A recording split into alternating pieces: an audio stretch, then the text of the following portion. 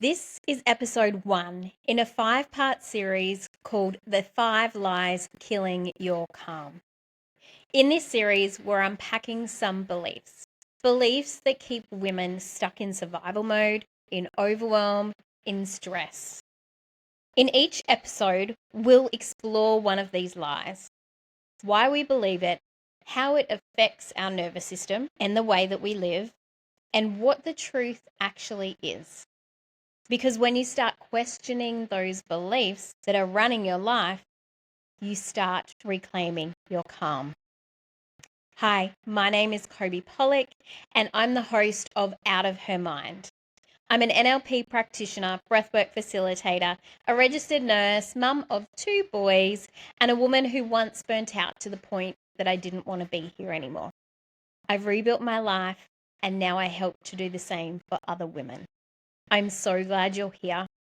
Please sit down and enjoy this episode. Episode 1, the lie that we are going to blow out of the water, the lie that is actually killing your calm, is that stress is normal. The thing is that stress has become something that we just live by. That feeling overwhelmed, rushed, full, and constantly on edge has become so normal that most women just go, all right, this is my life. This is a lie. The lie is that stress is just a normal part of life and something that we need to tolerate. Women say things like, I'm just stressed. It's just a busy season. This is just life. Eventually, we stop questioning it. Why do we believe that stress is normal? Because it's been normalized everywhere. Workplaces reward overworking. Motherhood comes with huge expectations and very little support. Women carry the mental load of households, the appointments, the to-do lists, the food, all of the stuff. On top of that, we live in a life of constant stimulation. Phones, computers, tablets, TVs. The nervous system was not designed for this. It was designed for short bursts of overstimulation and not a constant pressure that we experience in today's life. Modern life seems to keep us in a state of activation. The thing is that when we are sitting in that constant state of activation, our nervous system can't handle it. It needs those breaks. It needs those times to come in, to sit within itself, and to just slow down. So what's the cost of living in this world of overstimulation, of constant go, go, go, and of constant stress? Well, as a nurse, I've seen firsthand how this can chronically affect us. It also affected me to the point of burnout, where I couldn't work for 5 months and I wanted to end my life. This stress doesn't just affect our mood, it affects our whole body and all of the systems within it. It affects our hormones, our digestion, our heart health, emotional regulation, and sleep. If we believed that stress was not normal and we were questioning how busy our life is, we could be asking things like, why am I living like this? What actually needs to change? And look, maybe you have been there. Maybe you've reached the point where it's all been too much. And you have got to the point where you can't keep going the way it is. A lot of the time we continue pushing.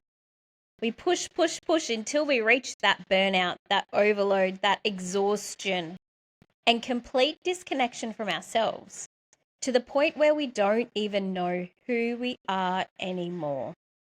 And this was me. I didn't even know what I liked.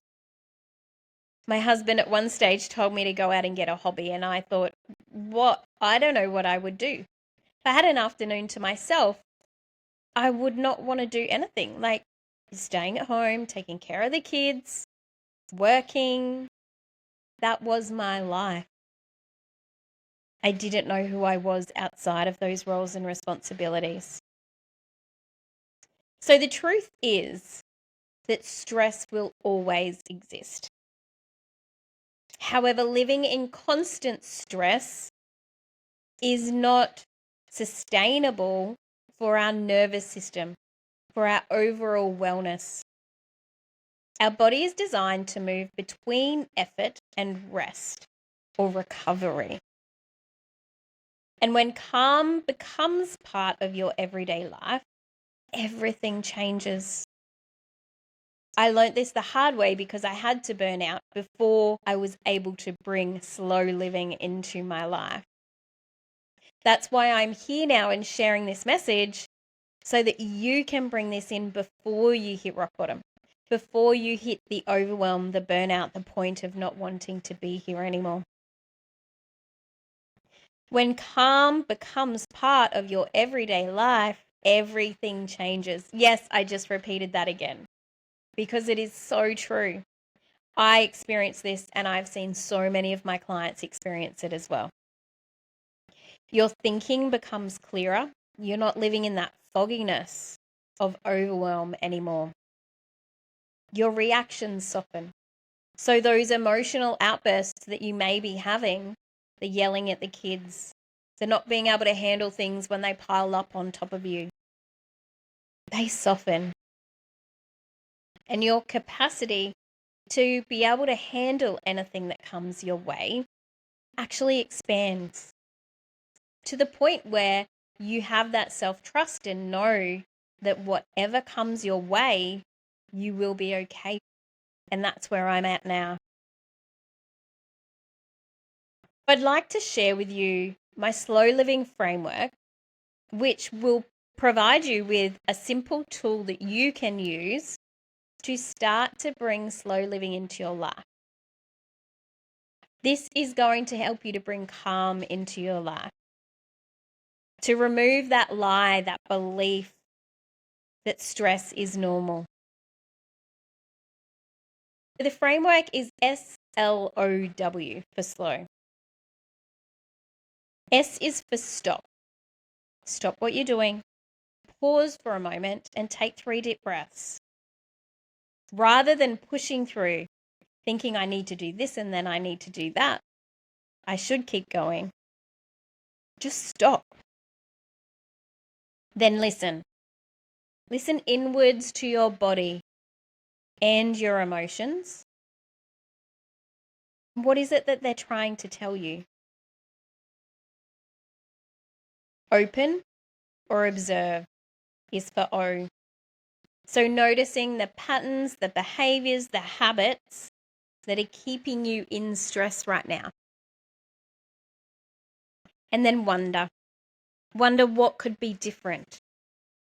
What might change if you stopped just accepting this stress and did something different? What would change if you're in a state of overwhelm and you use the SLOW acronym to pause for a moment, to listen, to open, and then to wonder, what does my body, mind, and soul need right now? Do I need to just take a step outside, stand in the sunshine, and take some deep breaths? Because sometimes that's all you need. That will take you all of 5 minutes to do this process, then to have a moment to yourself, and then continue. And I guarantee you, if you take that time out for yourself, your mind will be clearer, you will be more calm to be able to handle things, and your day will be so much better. If this episode spoke to you today, if you can relate to the lie that stress is normal, I really encourage you to continue to listen to parts 2, 3, 4, and 5 of this series. I'll be exploring the 5 lies that are killing your calm and how you can start to move through that. In the next episode, we're unpacking the lie that being busy means you're doing well. Please like, share, and subscribe. Let's get it out to as many women that need to hear this. And please, if you need some support in these areas, reach out to me. Let's have a chat, see where you're at, and how I can support you. Until next time, stop, listen, open and observe, and wonder.